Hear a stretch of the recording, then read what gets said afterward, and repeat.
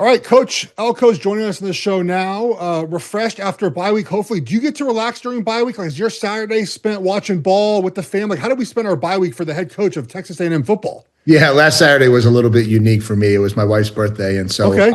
I got to unplug a little bit from football and spend the day with her. And you don't often get that when your wife has a November birthday, and so I kind of got some brownie points for that one. Oh, I'm sure she loved that. Are you going out? You grilling for her? Like, what's the plan for a no football Saturday for you? It's whatever she wants. That's basically how the plan is. The plan is, honey, today is your day. Tell me what to do, and that's what we're doing. So. Do you give her a motivational speech like you do the rest of your team on her birthday? Like, does she wake up to a big Mike Elko speech? No, there's no speeches in the house. I basically just am like, okay, please just make sure that you stay with me and keep taking care of me. Let's talk about those pregame speeches that are all over social media. Are those something that you plan beforehand, how they're going to go, or just spur the moment? Obviously, your players really enjoy how you motivate them before games. Yeah, I don't know. I think we're in a game of men. I think when you get in and you talk to them, I think they want to hear a message that resonates with the game that we play. And so, yeah, for the pregame, obviously you have a thought of what you want to go in there and what you want to talk about. I think people appreciate genuine and authentic stuff, and so it certainly isn't scripted or rehearsed or choreographed, but you certainly have an idea on the messaging that you want to deliver. And and then at halftime, you're just trying to figure out what is it that you need to do to push the buttons in the right direction to get these guys in go. But I think they appreciate the realness and the authenticism of it. uh, Being real, being authentic, might come through your music as well, and your playlist, and how you go about sort of energizing the team. Is that something that you decide as a staffer? Do the kids have say? I hate calling them kids; they're not really kids, but do they have say in sort of the music that is on your playlist? So my playlist is my playlist. That's in my Okay. ear. That's not for anybody else. No, that's a deal we have with Turtle Box where they make us put out playlists for what we listen to on game day, and so that's an ear pod thing. No, the locker room is sacred to the players, and so they run and they control the locker room however they want it. That's something that we believe in. That's their area. That's what they should be able to do however they want. I agree with you. I've had coaches in the past that sort of meddle in the pregame, and you're No, like, you can you don't just want leave that. us alone, There's please? no Like, doubt. the worst. I don't want to get on a tangent here, Coach, but the worst is like the coach who comes in an hour before the game. It's like, hey guys, I was watching film last night. I Right. saw this one pressure from 7 years ago. It's Make too sure, late. yeah, like please, it's enough. If you missed it the first 100 hours of preparation, we're not going to get it an hour from now on game day. Coach, you're a defensive minded coach in a world of offensive football, right? And we see some of the top of the sport, some of these defensive coaches having success. What is it about your background on defense that might help you sort of navigate and coach in this world where offensive success is so important?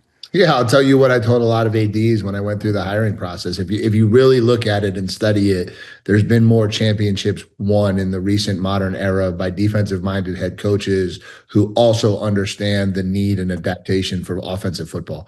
And so whether you look at Coach Saban, whether you look at Kirby Smart, whether you look at Marcus Freeman last year, there's a toughness and a grittiness I think that comes with being a defensive coordinator. And as long as you make the adjustment and awareness to understand how important it is to score points in this day and age of college football, and allow your offense to do those types of things, I think that is the recipe for success. You worked your way up from you were at Stony Brook, at Penn, at Fordham, at Hofstra. What did you learn along the way that got you prepared for when you became an eventual head coach? Everything. I think one of the things that I think we do here or try to do here is you're trying to maximize the efficiency of how this organization runs. And when you're at a place, call it whatever brand school you want it to be, where you can have success but still operate at a 50% efficiency, you don't learn that. When you're trying to squeeze every inch out of whatever school you want to mention to try to find a competitive edge and a competitive advantage, I just think you learn how to get your program running at a really efficient high level. And I've had that approach for a long time. I was with Dave Clawson for a lot of years. Dave was at Wake Forest and had a ton of success at Wake Forest. And that's not something that traditionally has happened there. And I just think you learn how to maximize the program that you're in.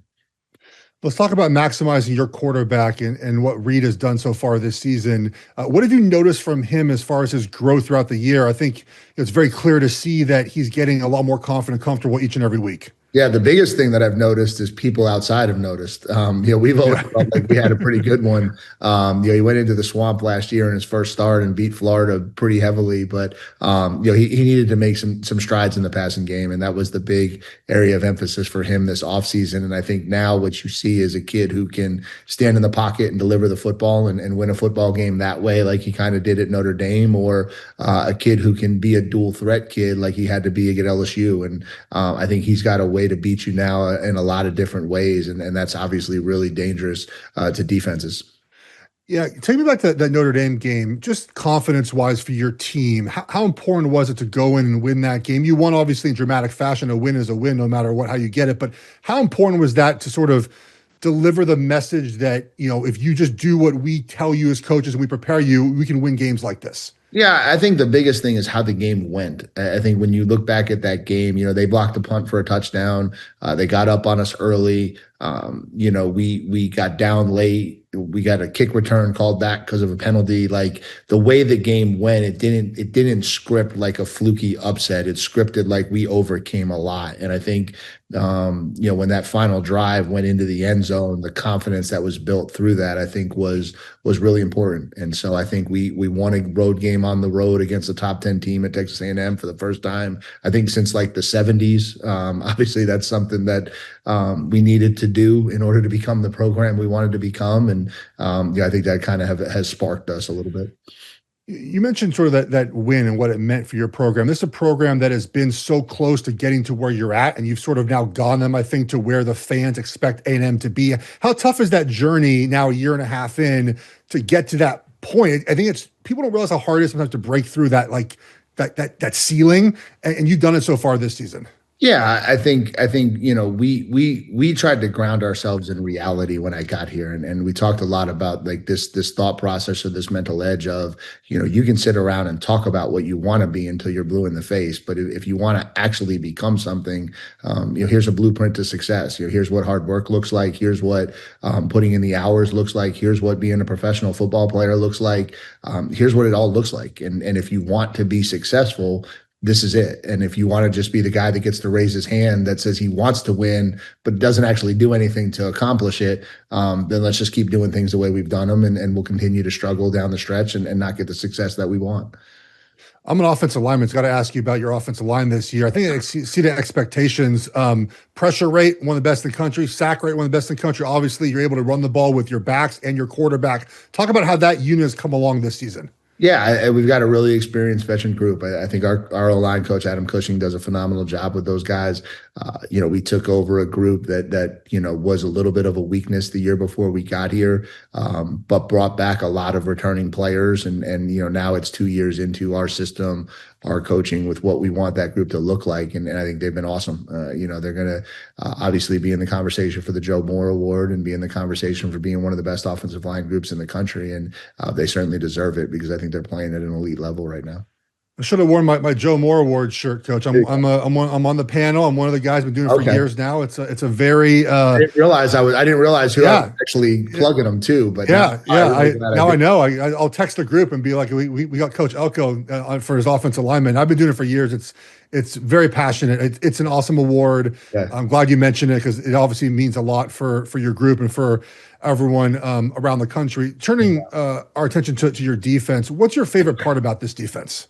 Yeah, obviously we're pressuring the quarterback at a really high level. And if you talk about being a successful defense, it starts there and how you can make the decision maker uncomfortable. And so we lead the country in sacks right now. We've got a difference maker on the edge in Cassius Howell. And I think our secondary has really taken a step forward this year in the pass defense and not allowing explosive passes. And so when you combine those two things together, we've been able to get people into some really bad third down situations. And obviously that's a huge advantage for us on defense. Talk about the explosive plays in college football, because I often talk about this. I'd love to hear from a head coach perspective. I think that's the number one thing we might overlook as analysts is explosive play rate. I think it's super important to success. Talk about what it means to you, either offensively or defensively, to limit those explosive plays. Yeah, I think it's really hard in the college game to be consistent. It just is. You're dealing with 18 to 21-year-olds. You've got young kids in there, and it's just not as consistent execution as you see in the NFL. And so, the difference maker becomes the explosives. If you can create them, obviously it leads to points. It leads to you having to not put together 12, 13 play drives. You can chunk down the field in 6 plays, and that's a lot easier. And then defensively, obviously, if you can limit explosive plays, you can allow and force offenses to kind of beat themselves and force themselves to get down the field. And so I just think it's a huge part of the college game, because it seems to be the eraser every week. With so much technology and analytics now, as a coach, how do you balance what you're hearing from, I'm sure, your analytics guy in a situation versus I knew you'd like this. Defensive guys tend to like this question a little bit more versus like the gut of how the game is going. You do have a defense that you can make the case if we punt, our defense can handle it, right? Like, so how do you manage those situations in those moments? Yeah, I chuckle because I think the most important thing is common sense. I think you have to understand that what analytics is basing things off of is a probability of success rate that was predetermined on Tuesday. But in the game, you've got to be able to change with how those probabilities might be different. We were playing, Auburn early in the year, and it was a defensive struggle. And, the book guys telling you, hey, like this is a go and on 4th and 4. And I'm looking at him and I'm like, this is a go on 4th and 0. Like 0, it's just different. Like the game's not playing out the way we thought it was going to play out. But then vice versa, there's the other way. We go to Arkansas and we're in a shootout, and we know that's going to be a high scoring game. And so we went for it twice on 4th and 1 in our own territory, because possessions in that game were going to be valuable and points were going to really matter. And so, like, I just think you have to be able as a coach to identify the game, identify what's really happening, and then use the analytics information the right way. I don't think you should ever just use a book, because the book isn't decided on the spot. I agree with that. How much does player input matter? Look, players always want to go for it, of course, right? Coach, just go for it. Yes, How's that conversation with your quarterback and your offense in those moments? Yeah, none. The players, you guys are the worst. So, you guys live in the emotion of the moment. We can't allow you guys now. Now, you always talk to the OC. That's the guy that I always lean on. Like, hey, do you got a play that you feel good about executing? Do you feel good about something to call? But in terms of what I already know what you guys want. You just want to go for it every time. 4th and 15. Hey, 4 verts, man. We got it, coach. I got wideouts saying, just throw me the ball. I'll be fine. Wait, you have wideouts that tell you that during games? Like coach, like, give me the ball? Oh yeah. I think that's what you want. Like you want skilled kids that are competitive, and obviously there's lines, and our kids are great in terms of how they do it. But of course, we've got competitive kids that want the football. I actually told them earlier in the year. I had a meeting, and I just said, hey, listen, I'm all set with the fact that everybody wants more. Like that is just a human nature thing that we're just gonna let stand through the test of time around here. I agree. Look, wide receivers, you have to be a little selfish. It's a position where it's basically one-on-one. It's you versus someone else. And you need the ball to be good at it, right? I certainly don't want them coming off the field saying, hey, it's cool if you don't throw it to me the rest of the day. That's not really the mentality I like that. I love that. Okay, let's end with this, Coach. We were debating this with some of the people on the staff here. You were at Duke, so you've experienced Carolina barbecue. I would imagine the triangle. You're now in Texas.